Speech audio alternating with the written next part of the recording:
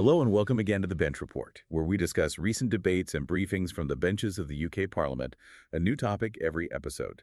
You're listening to Amy and Ivan. Today we're looking into the debate around Ada Lovelace Day. We've been through the Hansard records, pulling out the key points about her legacy and, importantly, the current challenges for women in STEM fields here in the UK. Our aim is really to understand this disconnect. You have Ada Lovelace, essentially the world's first computer programmer back in the 1800s. Fast forward to today, and women make up, what? Only about 15.7% of the UK's engineering and tech workforce. How did we get here? Well, let's start with Lovelace herself, born 1815, quite the background. Daughter of Lord Byron, the poet, yes, but also Lady Annabella. Who was, I understand, a gifted mathematician herself. Byron called her the Princess of Parallelograms, wasn't it? That's the one. And Ada really embodied that mix. Even as a teenager, 13, I think, she was sketching designs for a steam-powered flying horse, full of imagination. But her really big contribution, the one that echoes today, came from working on Charles Babbage's Analytical Engine. Absolutely. Babbage, he saw it as a powerful calculator, basically. Numbers in, numbers out.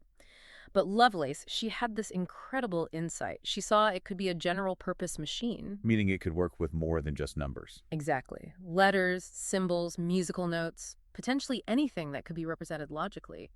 She grasped that fundamental concept of computation long before anyone else. She called it poetical science, didn't she? This idea of blending maths with creativity, with the humanities, it feels very relevant now with all the talk about AI ethics and human-centered tech. It really does. And she even touched on machine intelligence way back then, argued that Babbage's engine could only do what it was programmed to do. It couldn't originate anything truly new. That's known as Lady Lovelace's objection. Still debated today, in a way. So she laid the groundwork centuries ago, which makes these current UK statistics quite stark.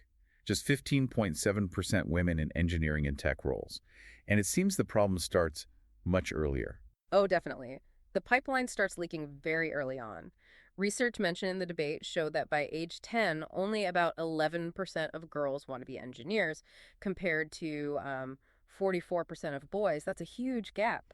And this leaky pipeline, as it's called, it has real economic consequences, doesn't it? Massive ones. The estimates cited were between 2 and 3.5 billion pounds lost to the tech industry every single year because of this attrition. Now, here's something that really stood out for me from the debate materials. The common assumption is often about women leaving for caregiving reasons, family responsibilities, but the data presented suggested that accounts for less than 3% of cases. That's correct. It's a persistent myth, almost. The real drivers, according to the evidence discussed, are much more systemic. Things like being underpaid compared to male colleagues, finding career progression stalled, and just a fundamental lack of leadership opportunities. So, if the problem is baked into the system, the solutions need to be systemic, too. What came up in the debate on that front? Role models seem key, like Mary Somerville introducing Lovelace to Babbage. Role models are crucial. And mentorship. The debate highlighted modern examples, too, like UMath's achieving almost 50% female uptake in their Year 13 courses through targeted support. And there were examples of structural changes having immediate impact. Yes, Jodrell Bank Observatory was mentioned. They switched to a double-blind evaluation for deciding who gets time on their radio telescope.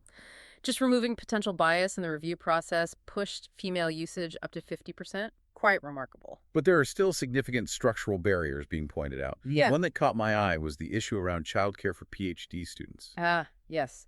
The stipend is around £15,000 on average. But full-time nursery can cost, what, $12,500?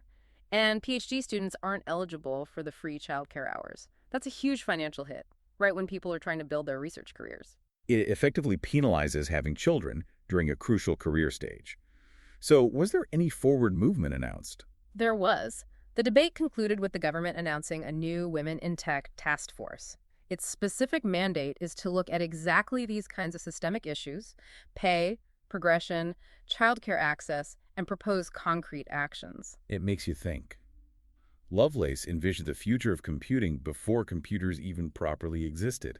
What discoveries, what innovations in medicine or climate solutions or just new technologies are we perhaps missing out on today because we still haven't fully fixed these structural issues that keep talented women out of the room? It's a sobering thought, and her legacy is very tangible. The U.S. military's core programming language is named Ada. It underlines the need, really, to make sure we unlock the potential of everyone in the generations following hers. As always, find us on social media at Bench Report UK. Get in touch with any topic important to you. Remember, politics is everyone's business. Take care.